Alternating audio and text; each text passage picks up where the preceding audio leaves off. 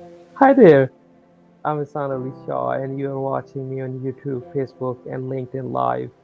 And today we are going to talk about how to leave a toxic relationship. When we talk about leaving a toxic and abusive relationship, then the very first step you have to do is to realize and recognize the fact that you are in the wrong relationship. You have to accept this fact. Then it will become much easier to follow the next step. After realizing and recognizing the fact, next you have to confide it with your friends, relatives, and the people close to you. You have to tell them that you are going to leave this abusive and toxic relationship. If you are completely dependent on your partner, then you have to start saving money in order to have a plan B when you leave the relationship, a place to stay and something to buy so you could eat and fill your belly. So this is the next step. You have to start saving, start building the plan. And if you like, then you can discuss it with your partner face to face if he is not violent, he doesn't have a violent pattern. And after that, after uh, saving the money, discussing it with your friends and relationship, just do it. Break up the relationship. After that, you have to cut off all the ties with your partner and start building, working on yourself, build up your self-esteem, your self-confidence. One of the main flaws of toxic and abusive relationship is it lowers your self-esteem and your self-confidence. Now, when you are out of the relationship, it is time to build up on it, start working on yourself. When you are fully healed, then you are good to go. Do not make mistakes in getting back into the same relationship. And it may seem a bit easier, but we are going. It's a summary and review or overview of the whole topic that we are going to discuss tonight. And we are going to have a roundtable discussion, and my guests are Paul from Iceland, and Melissa will be here. And how are you doing, Paul? What is the Thank you. weather in Iceland? It's cold. Yes, Surprise, yes, surprise. yes. We're having the And first autumn storms. I think it's down to mhm, 4 centigrade, which is mhm. about 30, no, 40 Fahrenheit, I think. Yeah. So Okay, autumn Melissa is is here. full swing. Melissa has Hi. joined us.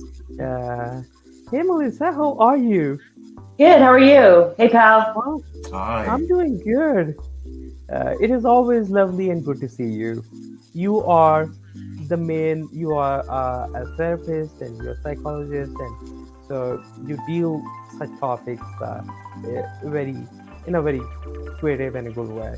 And thank you for joining us. Thank you for joining us, Paul. How to leave a toxic relationship. Hey, Elaine, Hi. Hey, Budaket. Elaine. Thanks. And I if just you want are to make a joining us, quick. Elaine, please share it out if you have just joined us. And okay, how to I just want leave to a make a. toxic. I just Okay, want to make please a do. clarification because for people watching in my field, I'm not a psychologist, and I know like for a lot of people outside the field, they think psychologist just means all therapists, and I'm not a psychologist. I'm a licensed clinical social worker, and the only reason why I'm saying it is because I don't want people to say no, she's not a psychologist. Okay, That's a Right. PhD. okay. I don't have a PhD. I have a master's in Okay. I social also work. Sorry. I also have a master's, so it's not a PhD. Some of my friends Yes. have it, but I don't. Okay. Now, how to leave a toxic relationship? Our topic for tonight, and you guys already know that. And toxic relationship. And Melissa, I'm gonna start with you. When you talk about leaving the toxic relationship, then uh, then when you are in the relationship, okay, on the surface you can say it's easier to say leave the toxic relationship. When you are in such relationship, things are very complicated because there are many layers of emotions, commitments, and are involved. And it is difficult to see. It is difficult to see for a person that you are in the wrong relationship. The things I have studied so far, that people don't realize and recognize and accept the fact that they are in the wrong relationship. And the question was, the question that you're asking me is, for guidance for people who are unhappy? No, the question is, people don't realize and recognize the fact that they are in the wrong relationship. Okay, so that's the question. How would one understand if they're in the wrong relationship? Yes. The first thing is, hey, Melody. Hey, Melody. So the first thing I would say is, do you feel like you're happy overall? Mm-hmm. Do you feel like you're growing as a person in a relationship? Do you feel like your needs are getting met in the relationship? It's hard because if I look at, I just want to say something real quick. If I look at you, then I can tell on the camera, it looks like I'm looking somewhere else, which is strange. But I don't want to look at myself. I want to look at you. So, all right, I'll try to go back and forth, but I'd rather look at you. I'm talking to you. So, you want to know your needs getting met? Are you happy overall? Or do you feel like you're growing? So those are just simple questions that I would ask myself. Melissa, my point is that relationship, there are many layers up in the relationship. You are okay. I'm gonna move it to Paul. Perhaps I would be better able to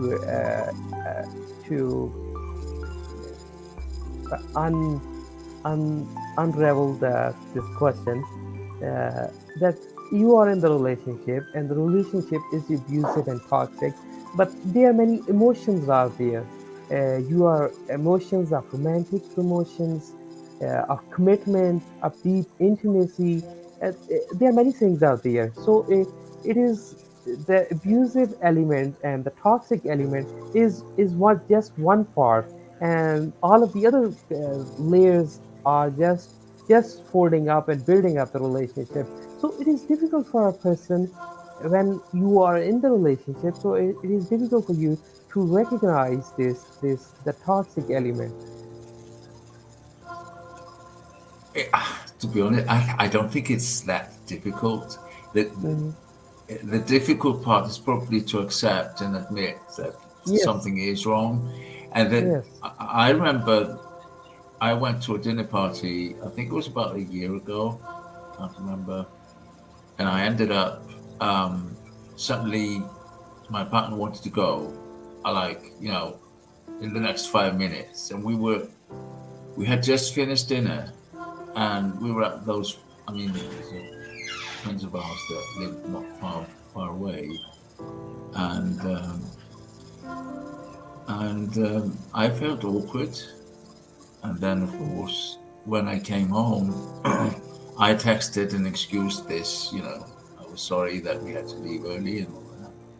And then the following day, I got this question: did something come up? And that was a clear sign there was something wrong. So, and because I felt that I was in the middle. I was explaining a behavior that I wasn't responsible for. And that is a clear sign that something's desperately wrong. So you have to address that. I So love that. and it was a wake up call, and I thought, well, there's something terribly off here, and I immediately recognized that there was a problem there. So So I Melissa, don't think it's that difficult to understand what's going on. It's just the acceptance of it. yeah, I think that was my question, is to recognize and accept the fact that there's something wrong in the relationship. Then you can start moving towards something else and start rectifying it or breaking it or whatever you do. The next step is follows after accepting the fact that accepting the problem, that there's something wrong there. I want to just add something to what Yeah, Pal said. yeah. It doesn't, that could be binary thinking too. And what I'm hearing from that is that you're saying that wasn't a good frequency. the group wasn't meshing with him. So we could look at it another way too. He didn't feel comfortable there. So we don't know why. We don't know why he didn't feel comfortable there. So we automatically think, okay, he's the misfit. He's the one who didn't fit in, and he wanted to leave because he didn't feel comfortable. We could also say in that at least he had the enough care about himself to say, you know, I don't feel comfortable here. I don't want to stay here. Because I hate when you put the whole full thing on me. It's like all right. You know, I'm thinking, you know, he's thinking to himself, I don't feel comfortable here. Well, why doesn't he feel comfortable here? So certain people, and I think from my perspective, I feel it as like, I don't fit into many groups at all. So, you know, my ex could be having that conversation with many people because I want to leave, or I have a problem somewhere or something comes up because I'm a very vocal person. So that I don't mesh in with that frequency, you know, so then we can say, is that are they good or am I good or, you know, whatever. In the end of the day, I don't know. It depends. That's, you know, there isn't black and white in anything. And it's just not a good match frequency wise. Yes, it's not a good match. But it can be. It could be that someone's just a jerk. There are jerks out there. You know, there's complete jerks out there. And you could be with someone who's very abusive or controlling, and they don't want you there for what's their intention behind it. You know, the thing is, we don't know his intention. So if we don't know his intention, then we can't really, then we're guessing for him. He did say that he felt uncomfortable, but that was the following day. So he, for some reason, and I started explaining this away and excusing it without understanding what had happened. And that is, from my standpoint, that's an awful situation because you're trying to explain something you don't really understand. That's a communication issue. Because we don't know unless you communicate, you don't know it can be that he's a jerk, but you won't. That's the problem I think that we feel many times, that people assume things about us without asking them. You know, they just assume this about you. So that's the one thing I don't want us to do, is assume that. You know, you can see by actions over time, you can see by actions, you know, so it's not ever to assume. You can make a judgment, kind of, or judgment, or I don't know what another word for judgment, people don't like judgment. No, it is a judgment. It's a judgment. You can be like, well, I can see this pattern and I don't like it. I don't care for it. And it's kind of it's a red flag for me, which I think you were alluding to, but we don't know enough about it. But it could have been just a feeling. It could have been just a feeling, and maybe it's also in combination of other things. You want to look and see, is anything else, is there a pattern? Okay, there's a point I would like to mention here, that you want to talk about with your partner. You want to talk about that there's something wrong in the relationship, and you want to discuss it with your partner, and you had a fight, so you break up. Is it a normal thing? A normal thing? Yes. I would say it's a normal thing. It's just something that people do in the society. In our society? Yeah. Yes. I mean, yeah, there's a lot of, it is today, people are married definitely more than once. And then not just that, there are people who bounce from relationship to relationship to relationship. Yeah, that happens. Absolutely. You know? And it increases, every time you're married, it increases the chance of you becoming a divorce. So each time increases. And not that I recommend you staying with someone forever either. I'm just saying that's just statistically what happens. Yeah, because I'm gonna share my experience. The same thing happened. Actually, with my first love, and the same thing. In the second time there was some different scenario, but in the first time, I wanted to address the fact there is something wrong, because I used to be her first priority, but when things went down the hill, and I became the second priority. She wasn't giving me the time. She wasn't talking to me. We were not really connected with each other. And at that point, I realized that there's something wrong. I wanted to talk to her, but she was like, no, everything is all right. I said, no, there's something wrong. So we had a fight, and she said something I don't know what things she said, but they were very hurtful. And that was the point we broke up.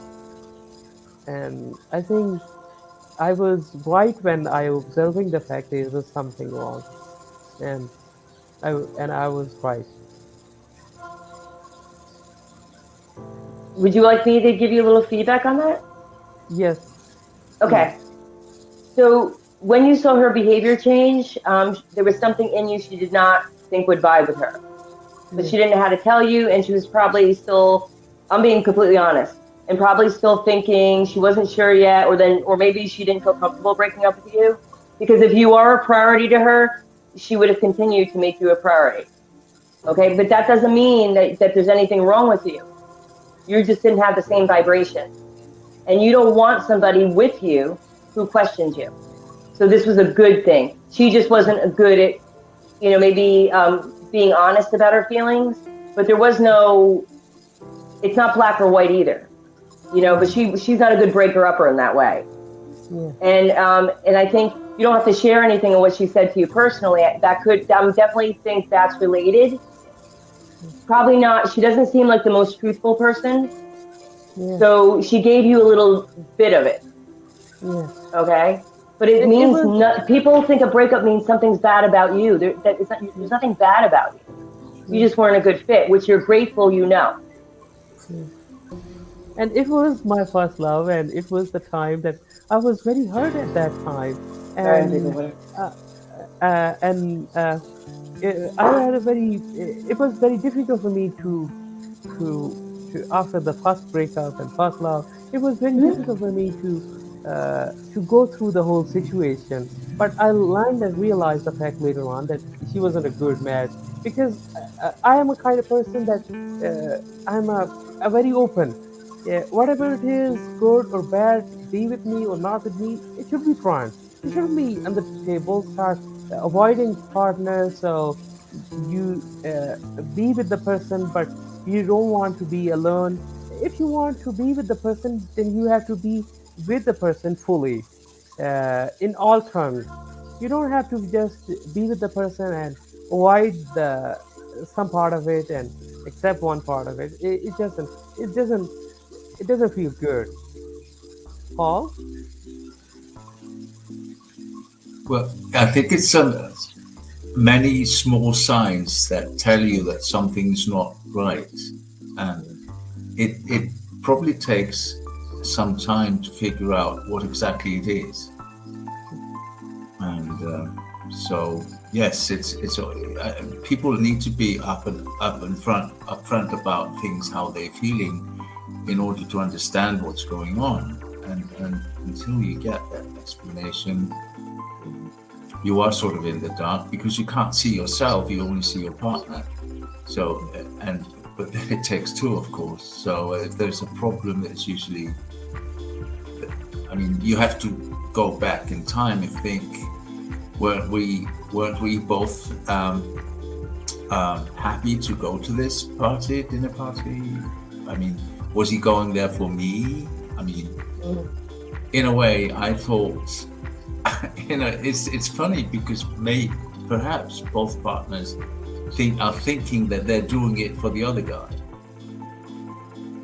They might be under that impression that, oh, I'll go along because he wants me to, and then the other, oh, I'll take him to that party to have him socialize with more people. So it may be a big misunderstanding if people are upfront about how they really feel about going to this dinner party at all. Yes. So you recognize the fact and you realize and accept the fact there's something wrong. So, Melissa, what should be the next logical step? Is to discuss it with the friends or discuss it with partner? Well, I would bring it back to the question you asked, the last question, in that you play a role in how behavior, you played a role in the ending, put it that way. Because there's always signs, and there's always communication patterns. So now that you're more aware, if you're doing your conscious work and you're doing your shadow work, you're more aware because you're more aware of yourself. If you're more aware of yourself, you can have more in-depth conversations with someone else. So if you want to match somebody who's at your vibration. So if this person wasn't a good communicator, you should have known that already before the ending. The ending, you were unconscious of what was going on or things that weren't vibing with you. because you said you're an honest person, you communicate, you weren't getting it back. So either that's a message of that I saw it and I ignored it, or I'm just happy to have her and I'll put up with it, or I'm just not going to deal with it. I'm not going to, but either way, the conclusion was the same. But you want to be, if someone's not going to, if they're going to play games right in the beginning and not be truthful or want to show themselves, because it can also be an issue of showing yourself. She might not feel comfortable showing herself. It's, like she's guarded. People have walls. I don't want to deal with somebody who has all these walls, So there's so many things that you're checking out, doing your due diligence as you're, getting to know somebody. And there's stages of that too. Yes. And okay, I'm gonna pose my question later. First, I'm gonna comment on. You were right, absolutely. She was honest in the beginning. She was very. We were connected. We were vibrating at the same level. Our vibrations were matched. But later on, I realized that things are not just matching up. The vibes are not at the same. Are not vibrating at the same frequency. And at that time, I realized that we should accept it. I'm not just gonna move on and be in the same relationship of not the same frequency. We just have to discuss it, whether it's be with me or not with me. It should be clear and upfront. Okay, and my question is, that was the comment, and my question is, you have realized and recognized the fact and accept the fact that there's something wrong in the relationship. So what should be the next step? Discussing it with your partner or confiding it with your friends and family members? It depends on the person. It depends on the person. There isn't a cookie cutter way to go about it. It's what's right for you if you know yourself. For me, I don't need to talk to people when I have a problem. I might vent here or there, but I don't really. If I want to share it, I'll share it. But it's not that I'm a pretty exhibitionist person, so I would share it. But sometimes I don't feel the need to share it. I don't have to share it because I don't need advice from people, because I do my work. So I know, I know myself enough to know what's a good decision for me, or am I feeling the right vibe, and what do you do about that? I already, can process that myself. Other people know. Other people need advice, but then you get other people stuck into things, and it gets tricky. So they think this person's now a bad person. It's all this, other people's stuff that gets thrown into things when you sharing your feelings with somebody. Now that other person takes that, and now they see things in a very binary way. Bad guy, good guy. It's a big mess because people don't understand that. There's many parts of a person. I think Pall understands that with me and my ex, because he sees both of our strengths and weaknesses, and he can, even though he knows how pissed I get, I share, I do share things with Pall, but I know Pall's not looking to, he gets no satisfaction. I know he feels hurt on both sides when he hears it. So I know his intentions are pure when I share things with him, and he's not looking at it that way. He's looking at both of us to be happy, because that's the person he is. There's not a binary way. I'm sorry, I went off the top. Okay, I don't know I forget what we were saying. Yes. It depends upon the relationship. For instance, if you have close friends, you share with every details of your relationship. Then at that point, then you should discuss it with your friends and relatives. You should tell them there's something wrong, and because you're already sharing it. If you don't have friends and your friend is only your partner, only then you should discuss it with your partner, right, Melissa? No, I would discuss it with my partner first. Why am I including outside people when this primary relationship is between the two of us? No. That's where you go. That's where you go first. You're not talking, why are you bringing other people into your relationship? This is your relationship. And people might say, oh, me. I'm like, no, I'm an exhibitionist. And I was showing my real life what was going on as somebody who is a very independent person struggling in our community. And also showing the people who are my community online what is going on in my world. No, but it is right. You should discuss it with your partner first. But for instance, you are very close to your to your friends or your family members, and you discuss share everything with them. You are sharing everything with them about your life. I mean, in that situation, you should also discuss it with your family as well, with your friends and family. I want to say something, just something else to consider is that to me seems like a triangulation. Okay. Because I mean, I guess and I'm only speaking from my perspective.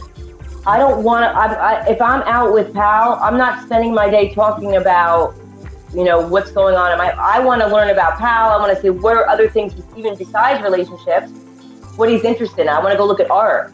I want to have a philosophical conversation. I want to, sit around a campfire or smoke some weed and listen to music. That's not how like for me, I do a lot of my inner work. I spend a lot of time alone. So when I'm not alone, I want to learn about Pal and I want to do different things. So that's just my perspective.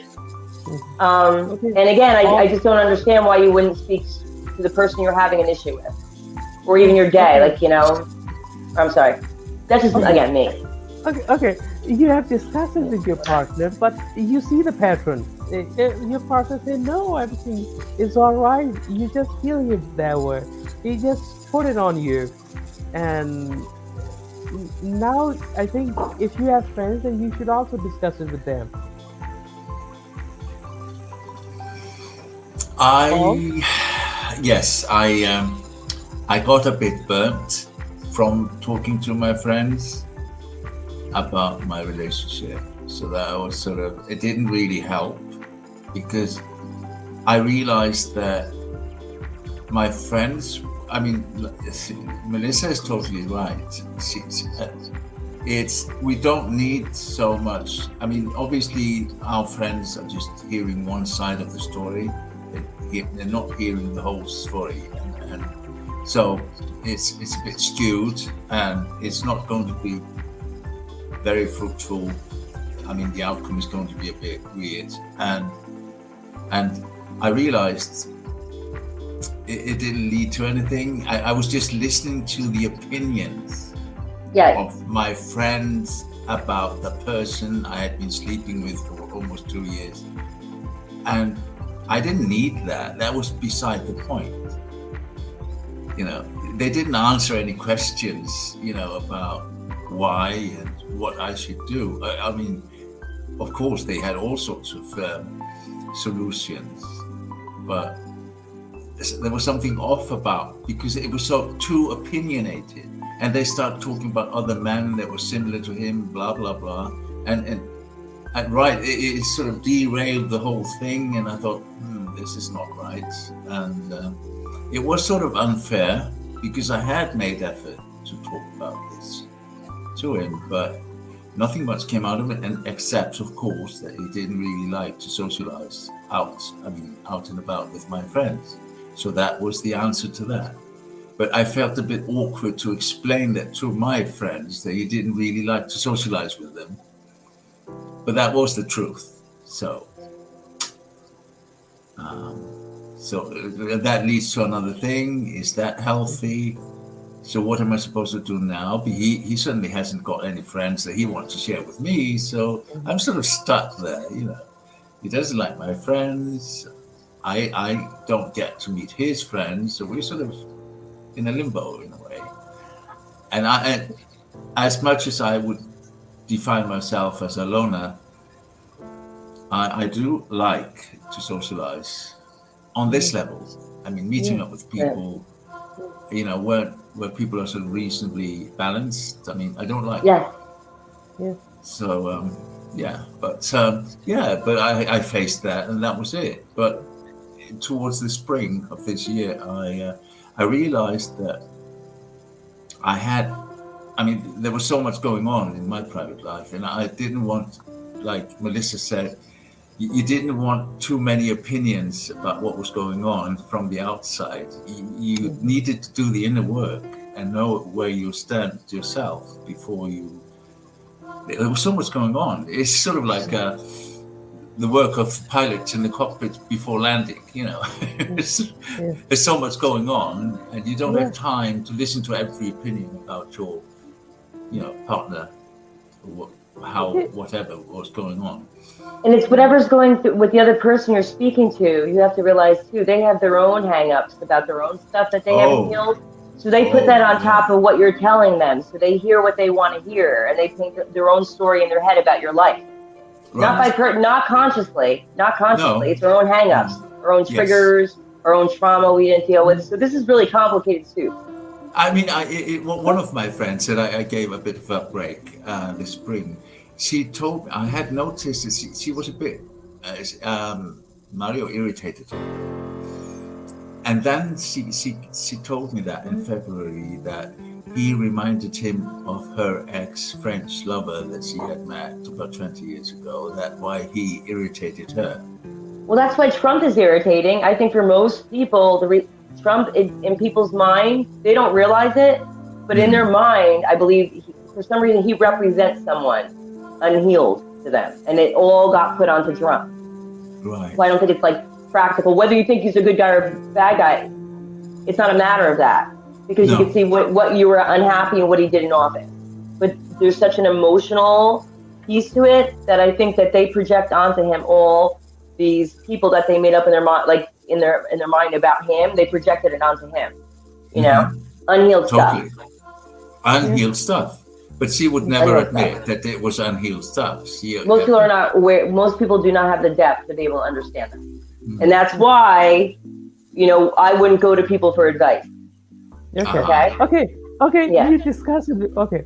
Next point is. I'm sorry. You discuss it you discuss it with your partner, but she is not accepting it, or he is not accepting it.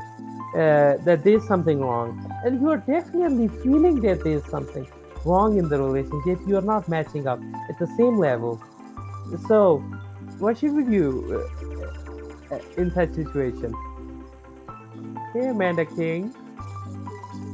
Who would you like to ask first? You. Okay. So, yes, it's not working out, or you're not able to communicate. So I say, life is too short. And if someone's not going to make a priority to you, or you don't feel you're happy or committed, if you try, you have to try in good faith, to split out the side door. In a relationship, you should be putting the same effort in as when you're unraveling it with consciousness. So you're aware of it, what you're doing. And if you know you've given it your all, or if you try to communicate, there's many reasons. There's not always a good and bad guy. It's just the vibration's not happening. You're not growing. You're not happy. Then make plans to say, it starts you're shutting down. And that gets complicated because you can't give one answer to everybody.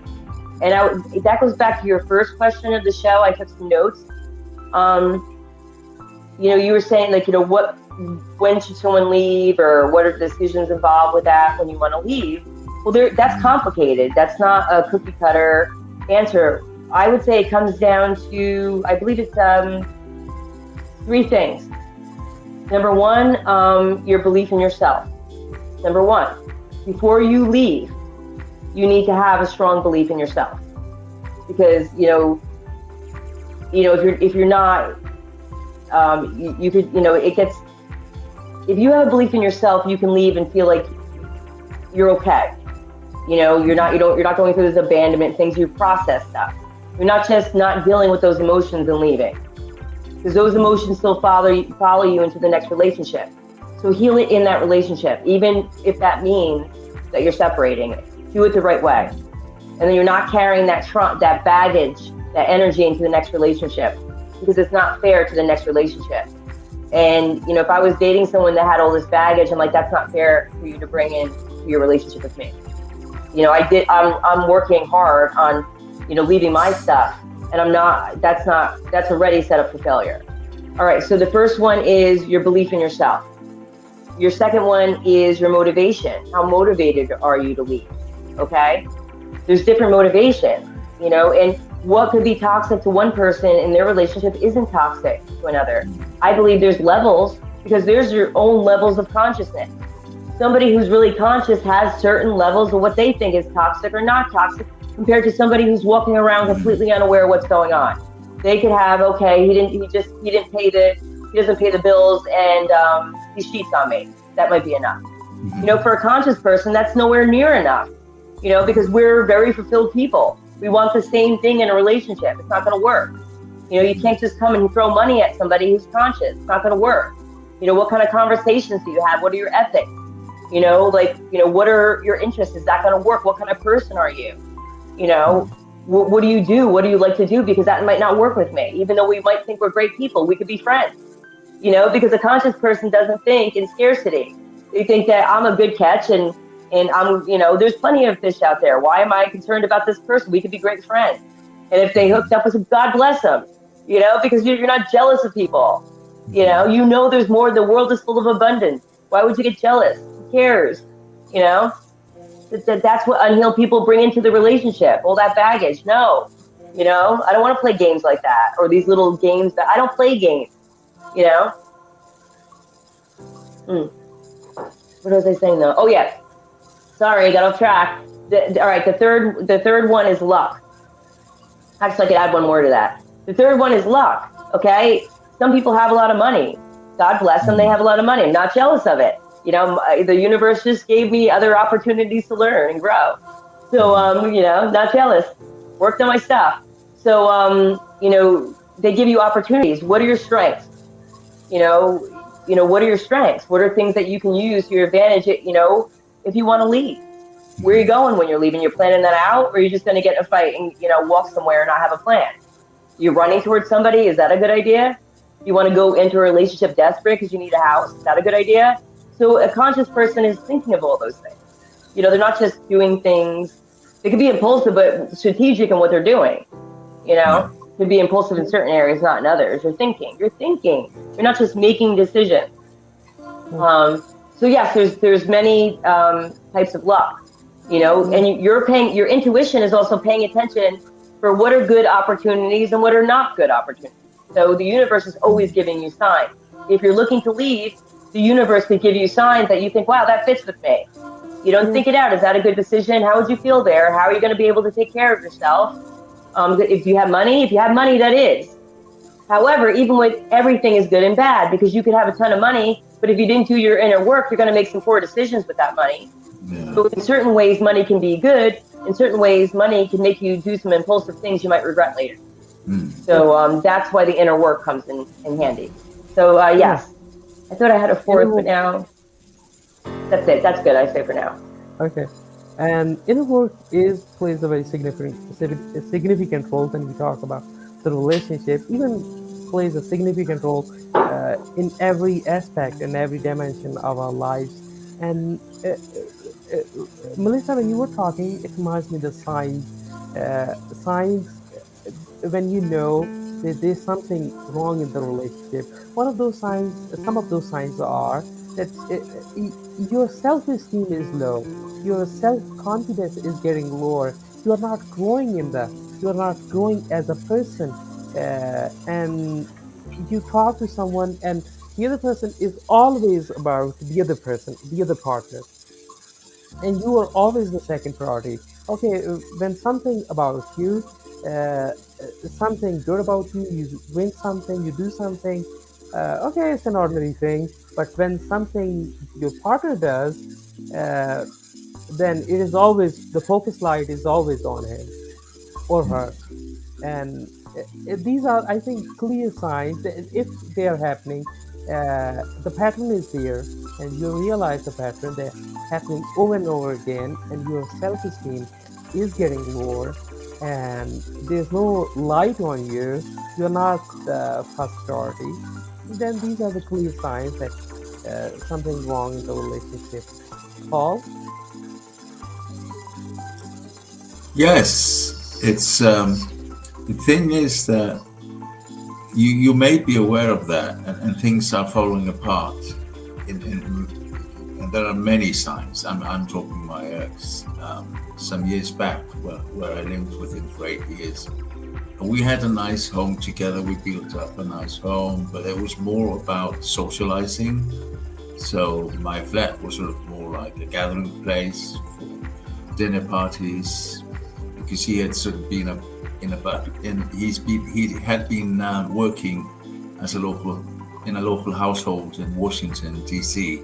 So he was sort of the butler of the house there. So he he used his expertise to give these lavish dinner parties and all that. And I was sort of obviously his other half in that. And it was all very sophisticated on the surface. And it was sort of, I don't know, it was almost like in a play. And I felt a bit, I was always asking, where's my role in this, you know? And of course it was about drinking, of course. I mean, there was this party, dinner party and then drinking. And then he wanted to go downtown and take some of the guests with him. And I never wanted to go. I mean, initially I went, but then I got tired of it because I knew that he would be drinking until 5 or 6 in the morning. And I was 10 years older than he was. I didn't have the stamina for it. So I was never part of that. And by midnight, everybody had gone, and I was happy to get rid of all these people because then I could do the dishes and get things sort of organized. And then however, it could have worked out well because you had time alone. It did work well for a long time because. And then he could go out and hang out, and it was that could still be a balance. That could still be a balance as long as there's trust there, and there's still a fulfilling part. Sorry. It was a balance for a while, but then I noticed obviously it wasn't really about the dinner parties, it was about the drinking. And when I was working in the weekends, I worked evening shift on Friday and maybe morning shift on Saturday. So when I came home, it was morning shift on Friday and then morning shift on Saturday and evening shift on Sunday.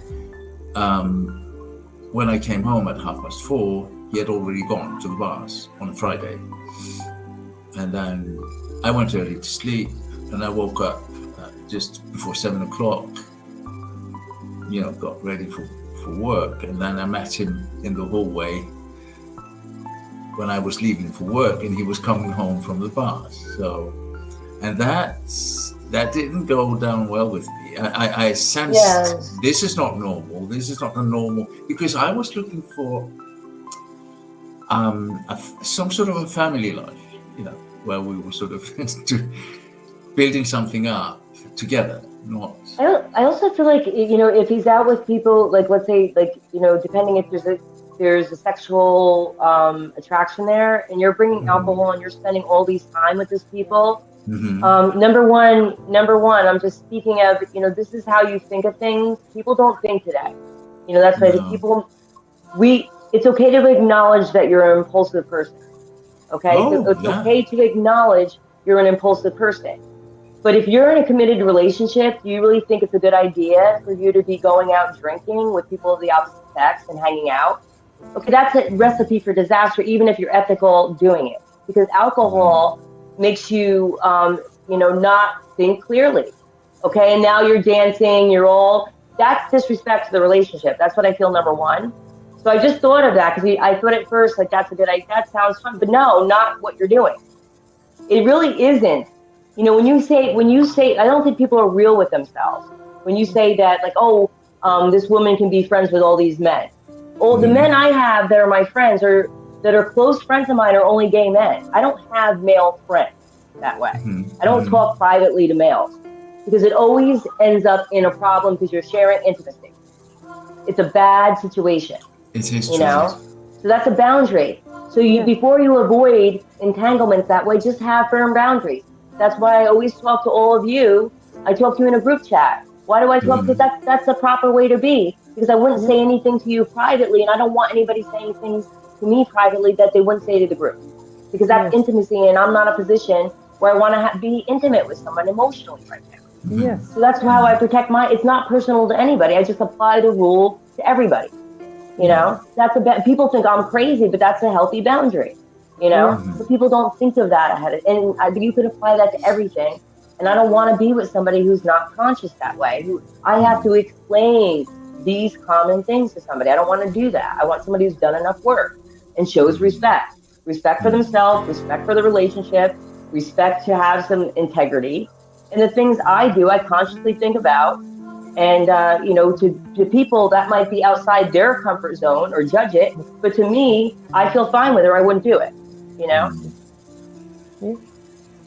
Yes, and it's a bit off the track, but you made a very interesting point, Lisa, because when you talk to someone, when you share something in a privately intimate details about your life, and you are sharing a part of you, and Right, then it develops a connection, whether you right. accept it or not. It It's develops a nature, connection. Connection is there.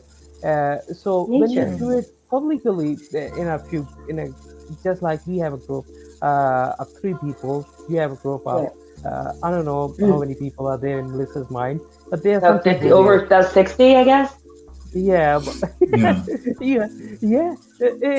In that place, in 60 group or three people of group, then you share something. You don't expect the intimacy or the Right. connection. Just like you do it with the personally, then the attachment is there. Okay, And yeah, and I that want to was say, a wait, I bit. want to say something. It is a connection because I'm sharing my life with people, and I'm also in that way showing them that you may be having things in your own life, and I'm also getting support, but I'm doing it in a way that's comfortable for me. I have a different, sometimes I just want to It's share not all day, and romantic. people take it personally Hmm. because I don't respond back to them. But that's how I'm working. So everybody Yeah. has a different It is style. not. Yeah, when you share it in that way, it's a healthy way. Just like we do it in the group, we share our feelings, we share our interests, just like the friends do it. It's not when you Right. do it personally, then it becomes a romantic thing. Right. And when you do it in a group, then it's a friendly way, a healthier way. And I'm not going to give my attention I'm not going to give my attention to something that I'm not ready for, that I'm still doing my work because I know my work. So I'm not in a position to be having those intimate conversations or I'm already putting a boundary. And I put that through experience. I learned through lessons, which lessons are not always a bad thing if you learn from them. Yeah. Yes. It's true. Yes, I agree, and it is also a bit relevant to the topic. Okay, getting back to the topic again, how to leave Yeah. a toxic relationship. And okay, you have realized the pattern that there's something wrong. You have accepted the fact that there's something wrong in the relationship. You realize the pattern is there. And you discuss it with your partner, and partner is not recognizing it, and you know that there's something wrong because the signs are clear that you are the second priority. Your partner is not talking to you. He's avoiding you. The focus light is always on him. You are just there to serve him and appreciate him and say woo to him. And okay, yeah, there. And you made up your mind that you are not gonna be there. You just have to. The next step is to just break up. Paul. I've I've gotten off easy because they always leave me, so they move out. Okay. But the bad thing about it is that you're still in that environment. Mhm. There are so many memories, and this is why I think Oh, I felt trapped. Yeah, he took his stuff, but it took me over a year to get used to it. This was no longer his home. I was just left here, and yes, and this is what people should prepare for. I mean, in my instance, there was no problem because I was just left in the flat. It was my flat, so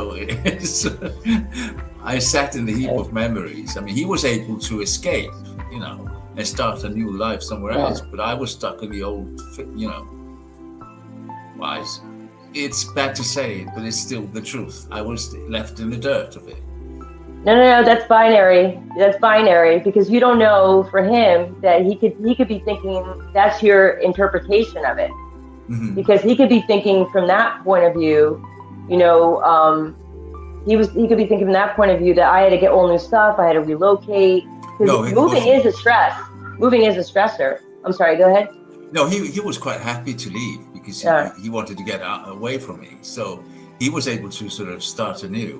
And well, your thing for the next also relationship. You. I'm sorry. Can I just get this one thought? Mhm. Your thing for the next relationship is that you don't leave relationships even if you know, even if you know that you're not being appreciated. And it might be an abandonment thing. I don't know what it is, or still in need, or why don't they like me? What do I need to fix about myself, or anything like that? I don't know for sure because I can't answer it for you. I can't make assumptions on what you're feeling, and it doesn't matter that you even share it. It just matters that maybe you think about it.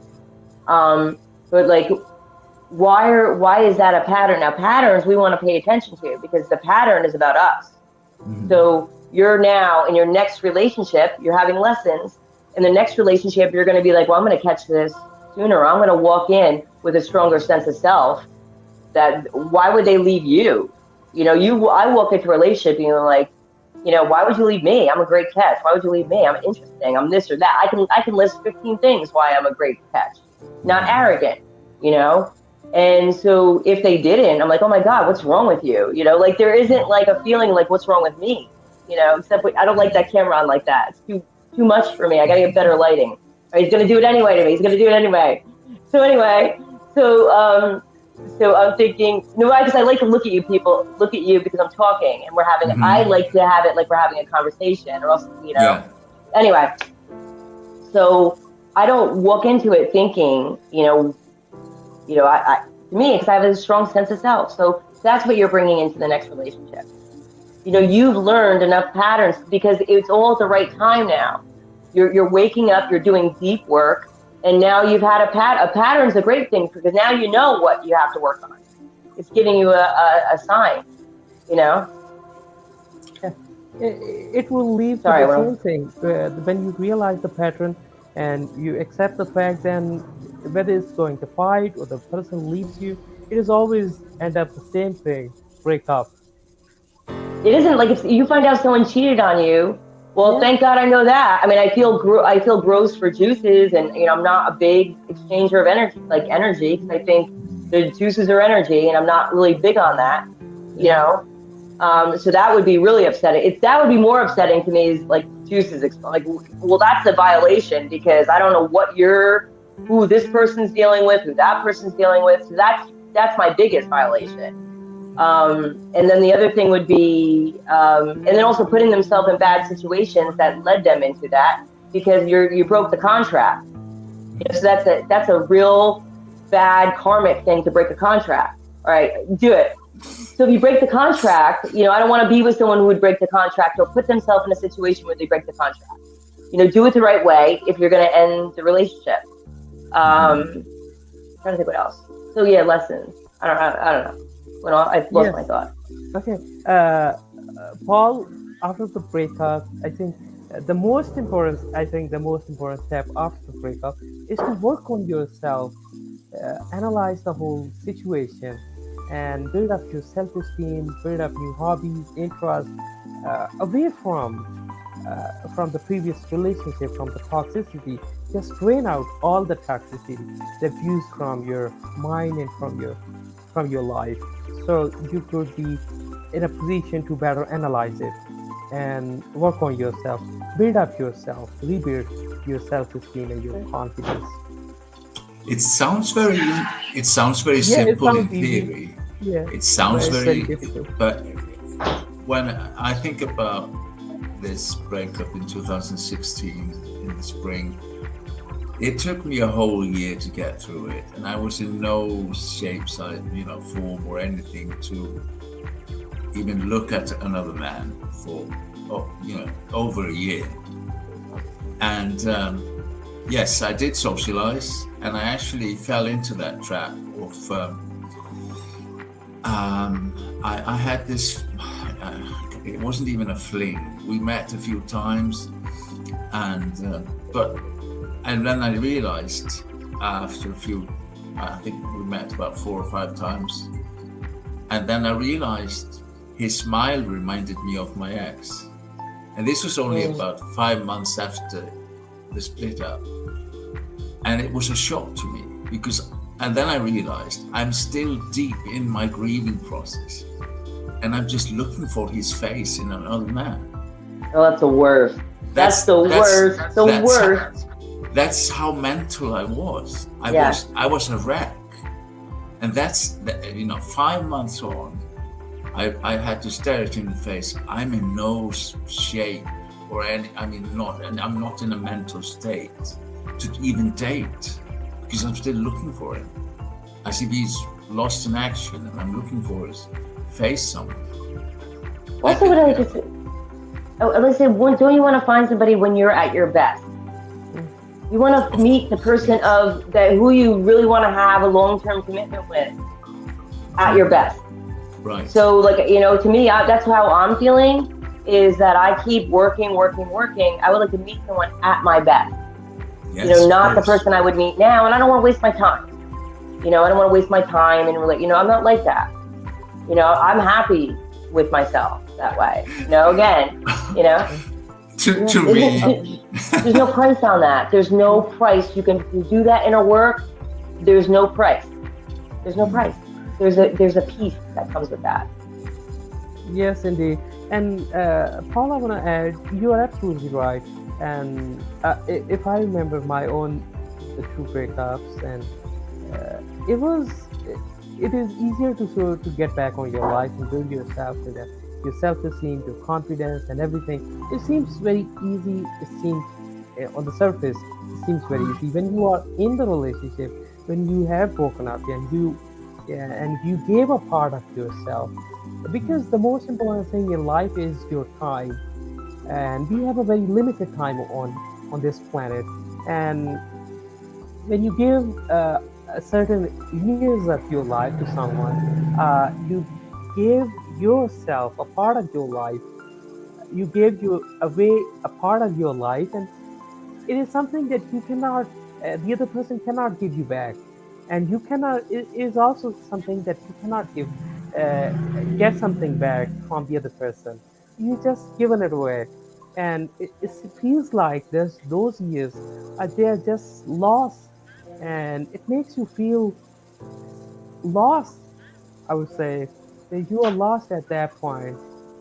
And when I was in that state, and I didn't know what to do, I was completely uh, at the edge of nervous breakdown, where I would say that you can't sleep at night.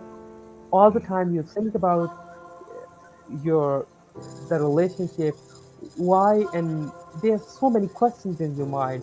Why did the other person did that to me, and what did I do wrong? There's so many small questions, and it is very easy to it is very easier to say, but when you are in the relationship, then it is a very difficult thing. It takes time. It takes time is a great healer, and it takes a lot of time, a lot of inner work, and you have to do things. You have to motivate yourself over and over again, and it's a process. Any comment, both of you? I would say, if I can, that when you enter, you had a lot of like what you're. I don't know how to word it. What I would, all right, let me just give you the answer, or not the answer, of what my thoughts were. There are no guarantees in a relationship, so you can't walk in. That's another baggage piece that you bring into a relationship, is that there are no guarantees in anything. So there are no guarantees in a relationship at all, you know? So walking into that, I think, is helpful to understand that you can't guarantee anything. You make a good prediction by what you see around you. And then you're going to have to give it up to trust at some point, you know? You have to give it up to luck at some point, that they are being the honorable person with you, you know, getting to know them and being responsible. Then you're giving it, that luck part is trust. Sometimes the luck is good, sometimes the luck is bad. However, you've done your inner work to know that you will be okay, and that you don't want somebody close to you who would betray you, who would take from you, who wouldn't value you. You know, then you're okay. Them leaving, when you've done your inner work, them leaving, yes, you're going to acknowledge that it hurts. But then you're going to, quickly that's okay. But then you got to get that, well, who am I? And you have to feel it. You can't fake it. Who am I? And you can't, again, other people will see that, and it makes you more attractive. And it's all together. It's in alignment, because you're not faking it. You feel it, and other people can see it, you know? Right. Yeah. And that is trusting yourself. So that was the second thing I said, trust yourself. Hmm. So, you know, there's going to be a point, you're testing yourself out in smaller things, you're testing yourself out in all different areas. That can you protect yourself? Because I don't want to be with somebody who can't protect themselves emotionally, with other people, with boundaries. Like that's not, I want someone to be confident in themselves, because I am. I don't want less, I don't want, you know, there could be things that someone else that I'm with could be better at, which is fine. But they have to have wisdom. They have to have wisdom. I don't care how much money, compared to wisdom is way more valuable than money. Yeah. You know, there's so many things, and that's different for different people. But there are some standards that I have, and that's okay. You know, people think that's cocky, but once you, it's different than the material girl who says they have standards of this, this, and this. You know, there are. When I said there's levels of people, if people are materialistic and shallow, those are the standards. They meet the same. If you try and match a materialistic person with somebody who's conscious, it doesn't matter to the money. That's going to be a problem. And it's nothing against, money's irrelevant, because you could be conscious and have money, or you could be conscious and not have money, you know? But usually if you're conscious, you usually start becoming, because the universe is providing for you. You know, so that's why I don't fear many things, because if you're conscious, you know, and it's in alignment, you know, because it's not just, it's about, I have a mission while I'm here, and that's to serve humanity, gain wisdom. So yes, I think money will come. I believe in myself. I am, you know? Okay, I'm sorry. Went off on a tangent. Yes, and Paul, your final comments, your final thoughts. Well, when people have decided to split up, and usually it's a mutual thing, even though usually one party is a bit upset about it and take it seriously. You know, you have to do a lot of work about, why did I spend 8 years into this? And there's a lot of it's inner work, but you tend to judge yourself a bit harshly, that there's something I must have done wrong. And this grieving process, and you're right, Ahsan, but there's so many questions you feel that you have to answer. And yes, you ask yourself a lot of questions, but don't be stressed out if you can't answer them. It's not. The mere fact that you just ask them is part of the grieving process, and the part of the journey to feel and find peace of mind after. And this grieving, I think we don't really talk about the grieving process, and I've always tried to avoid it, because whenever I split up, I go straight into socializing and sleeping around, and I try to forget what I've, you know. So, and that was basically what I ended up with. In 2007, I found this guy about 3 months after the last breakup, after 6.5 years. So I never grieved anybody, you know. I just went straight into the swinging thing and went socializing, clubbing, blah blah blah, and that did it for me when I was younger. And then suddenly I was 59, I was heartbroken, and it didn't work for me anymore. And I just had to allow it to happen. And I spent a whole year grieving this guy, and that was normal. I thought there must be something wrong with me. I went to my doctor, and admittedly, in the grieving process, I felt depressed. You know, what else is new? You know, it's part of the whole thing, isn't it? Yeah. So he put me on antidepressants. Of course. And then, of course, they worked. I mean, those tablets worked for, I think I would guess, about 3 or 4 months, and then it didn't work at all. We didn't do any of the healing. There's no healing involved with. Of course not. I would like to say something to that too, is that, like, people think shadow work means that you always have to be in a dark place or almost force a dark place. You don't have to force a dark place. You know, if there's unhealed things like a trauma that you need to go through because you feel, intuitively you feel like you need to go through it, then go through it. You don't have to. What you need to do is learn from an experience. You don't have to live in it. You don't have to stay there.